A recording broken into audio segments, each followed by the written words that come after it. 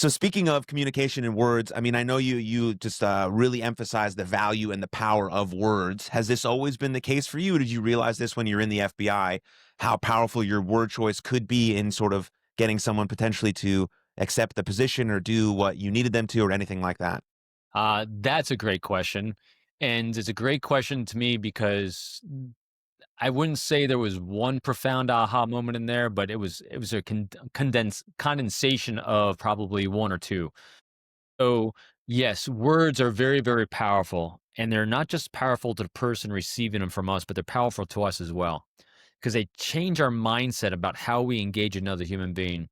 And so, what I'm thinking about, and I think this is what you're getting to on this as well, is I remember I did without realizing it at the time, I was doing a lot of reps engaging with human beings that I had to build a relationship with.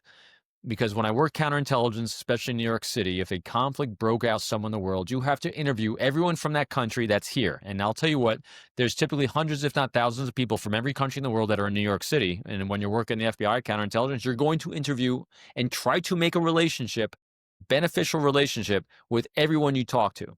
So you're going to get a lot of reps in.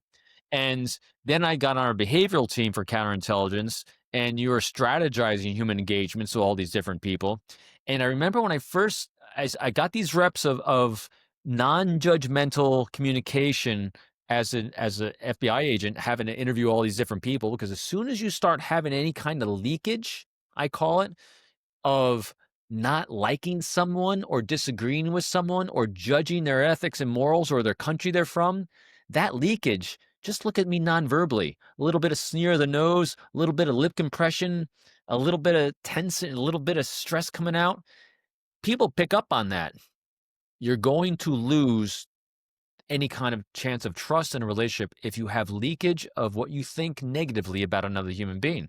So it's not just the words we're saying, we have to have congruence about what we're feeling about them as well. That's where the reps come in. So when I got on the behavioral team and then eventually took it over, we used to, and they might do it now, I don't know, and a lot of agents do this, a lot of investigators in the law enforcement do this. A lot of times people regard an individual they're going to have an engagement with as a subject of an investigation, as a target of an investigation. Oh my God, can you imagine? So, Aaron, here you are. I do what I love Einstein says, a thought experiment. Think to yourself that you're about to have someone interview you for a podcast, or that maybe you popped up on someone's as a reference to someone's job application. And the person coming to interview you, and you're looking for this interview because you're going to say nice, glowing things about the person you know, or maybe it's for a job interview yourself. But you come to find out that the person coming to interview you, because someone else said it, or maybe you saw the sheet of paper and on it says subject of interview. It doesn't say Aaron. It says subject of interview, subject number one. And now when the individual sits down with you and he just starts talking to you as if you're the subject of an interview, as opposed to Aaron, friend of so-and-so, does it make you more open or less open? Way less. I Yeah. feel like it's very impersonal. It's like the same when I receive a podcast request interview and they forget to change the person's name at the top. Yeah. Oh my God, done. Like I don't even care if like this is the coolest person in the whole world and I've actually wanted to talk to them. No. Sorry. Right. And so that was such a critical moment for me to say, hey, we're done referring to anyone we're going to interview, strategize a communication dialogue with. I don't care any of the hooky spooky spy stuff. We're done using the word subject of investigation, target investigation. It's always about who's the individual we need to have a good, powerful relationship with.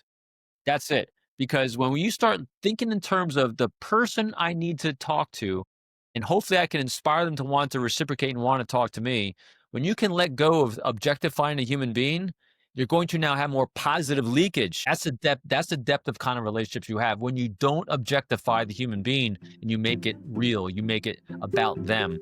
Thank you very much for tuning in to that clip. If you enjoyed it, then you'll love the full length episode right here.